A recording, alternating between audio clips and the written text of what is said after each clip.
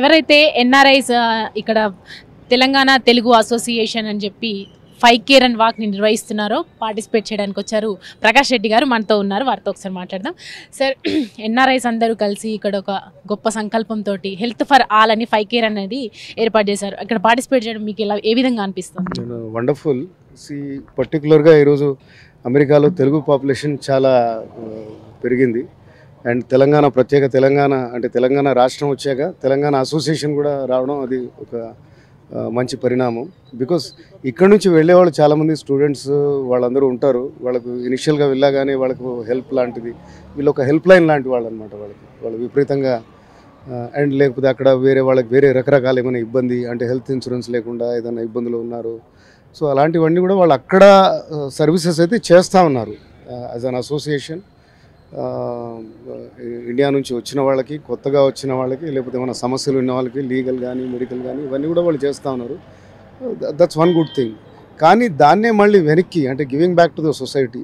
శ్రీమంతుడి సినిమాలో లాగా మనం ఏమి ఇచ్చాం ఊరికి అని మళ్ళీ they are coming back. Elections అప్పుడు కూడా చాలా యాక్టివ్గా ఉన్నారు. రూట్స్ని మర్చిపోవట్లేదు అనమాట. ఈరోజు సంవత్సరంలో కనీసం 1-2 నెలలు చాలామంది ఇక్కడ ఉండడం చూస్తూ ఉంటాం. అంటే when you made some money, when you successful, అలాగని సొసైటీకి కూడా మనం ఏదో చేద్దాం అనేది ఇది ఒక మంచి సంకల్పం. అంటే దీంతో మోటివేట్ అవుతారు. ఇప్పుడు ఒక ఆర్గనైజేషన్ ఒక 1000 మందికో 2000 మందికో 10,000 మందికో హెల్ప్ చేయొచ్చు. కానీ అది కాదు అక్కడ విషయం. వీళ్ళ సక్సెస్ తోటి అంటే ఇలాంటి పబ్లిసిటీ అంటే ఒక రన్ అయింది అదే అయిందంటే ఇప్పుడు నాలాంటి వాడికి కూడా తెలిసింది ఈరోజు అంటే ఈ అసోసియేషన్ ఎంత బాగా చేస్తూ ఉందనేది.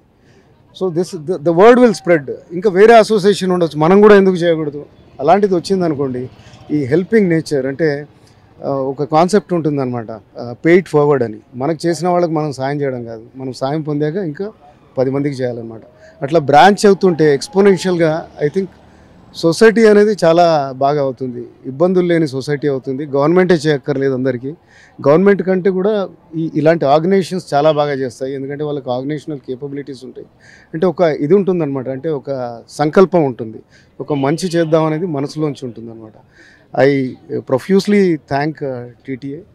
ఇక్కడే మా మిత్రుడు శ్రీనివాస్ రెడ్డి గారు కూడా ఉన్నారు. ఆయన ద్వారానే నేను ఇక్కడికి వచ్చాను. ఆయన కూడా ఈ అమెరికన్ తెలంగాణ అసోసియేషన్లో చాలా రోల్ ప్లే చేస్తూ ఉంటారు. ఆయన కూడా వెళ్తూ ఉంటారు 1-2 సార్లు అక్కడికి. సో ఇక్కడ ఉండేవాళ్ళు కూడా ఆ థ్రెడ్ అనమాట. అంటే అక్కడ ఉన్న వాళ్ళకి వీళ్ళు హెల్ప్ చేస్తేనే ఇలాంటి ఈవెంట్స్ అవి కండక్ట్ చేయగలుగుతారు. వీళ్ళంతా బ్యాక్ రూమ్ బాయ్స్ లాగా అనమాట, ఒక డైరెక్టర్ లాగా. వాళ్ళు చేసే కార్యక్రమంలో ఇక్కడ లోకల్గా ఉన్న వాళ్ళు కూడా మమేకమై హెల్ప్ చేస్తూ ఉన్నారు. I wish them all success. And దీన్నే స్ఫూర్తిగా తీసుకొని ఇంకా వేరే ఆర్గనైజేషన్స్ కూడా హెల్ప్ చేస్తూ ఉండాలి. మనం సక్సెస్ఫుల్ కాగానే కాదు, మనం ఇంకొక 1000 మందికి 10,000 మందికి సాయం చేసే పొజిషన్లోకి వెళ్తేనే I think life has its meaning. Thank you.